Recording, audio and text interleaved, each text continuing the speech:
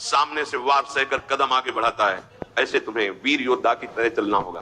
कायर मत बनना, तुम्हारे जीवन में कठिनताएं आएंगी। चल चला चल राह में, अनुभूतियों का ले सहारा, कौन तेरा साथ देगा, व्यर्थ में किसको पुकारा। उन्हीं के ऊपर ज्यादा प्रहार करते हैं जिनको रोना धोना पसंद है, इसीलिए समझाते हैं अपनी बात किसी से कहो मत। उपासक को कभी नहीं कमजोर पड़ना है, अपने मन की बात किसी साधक से भी नहीं कहनी कि मेरे अंदर काम आ रहा है। ऐसे तो जप नहीं पा रहे हो, अपराध करके जप पाओगे। अपराध का सीधा प्रभाव होता है भजन ना होने देना। कायर मत बनना, तुम्हारे जीवन में कठिनताएं आएंगी, आपको लड़ना है इनसे। लड़ना क्या, आप प्रिया जो के हैं ये ठसक रखेंगे, डर के भाग जाएंगे।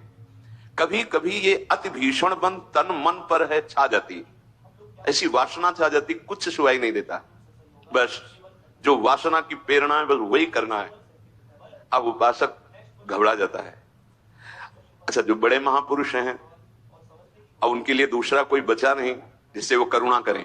बात समझो, क्षम्य अपने आराध्य देव को देख करके शांत हो चुके हैं।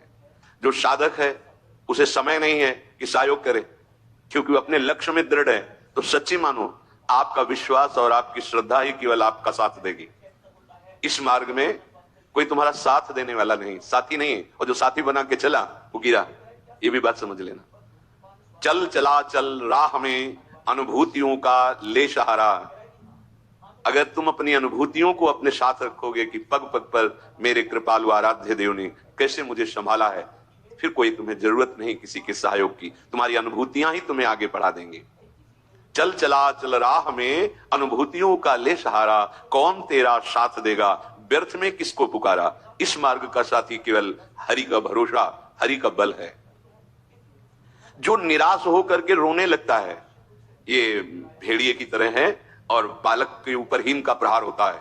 वयोवृद्ध या ज्ञान वृद्ध के ऊपर भेड़िए का प्रहार नहीं होता। ये काम क्रोध आदि उन्हीं के ऊपर ज्यादा प्रहार करते हैं जिनको रोना धोना पसंद है। किस बात के लिए, मुझे ये चाहिए, मुझे ऐसा, मुझे रहा नहीं जा रहा, मुझे सा नहीं जा रहा, मेरे से भजन नहीं हो रहा, मेरा मन नहीं। तुम मन हो, तुम तन हो, तुम भोगों के अभाव से ग्रस्त हो। नहीं नहीं, भूल मत करो।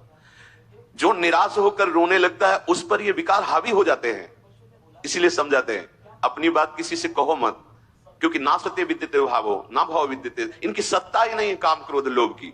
जब आप इनकी सत्ता देते हैं, स्वीकार करते हैं, तो ये आपके ऊपर हावी होते हैं। सच्ची अगर सत्ता ना दे तो इस समय नहीं दे रहे सत्ता, कौन सा विकार आपके ऊपर चढ़ा हुआ है। अभी आप उनका चिंतन करें, उनकी सत्ता दे तो अभी जिस विकार का चिंतन करेंगे उसी विकार से ग्रसित हो जाएंगे।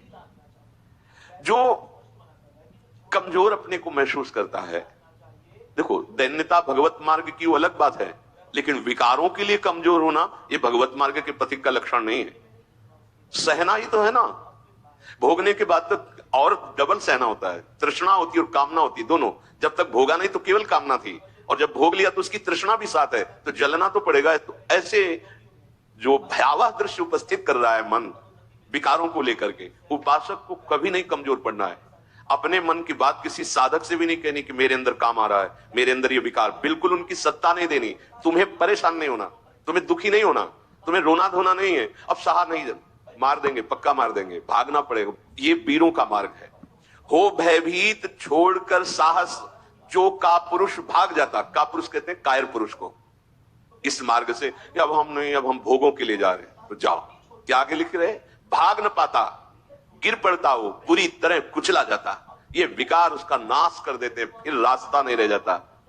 जो चढ़ाई का भगवत मार्ग का बहुत बहुत बहुत भयभीत करने वाली बात है। अगर भगवत आश्रय छोड़कर भोगों में आप चले गए तो देखो धाम छूटा, प्रिया जो छूटी, नाम छूटा। ऐसे तो जप नहीं पा रहे हो, अपराध करके जप पाओगे। अपराध का सीधा प्रभाव होता है भजन ना होने देना। जैसे कोई सोचे कि हम मनमानी आचरण करेंगे, गुरु आज्ञा उल्लंघन, शास्त्र विरुद्ध, और फिर मंत्र जप लेंगे, भजन कर लेंगे। बिल्कुल नहीं।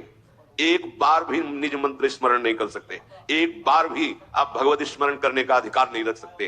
पापवंत कर सहज स्वभाव, भजन मोर ते भाव न काऊ, जो पे दुष्ट हृदय सोई हुई, मोरे सन्मुख आओ की सोई। लड़ना है, बड़ो ही कठिन है भजन डिग ढरिबो।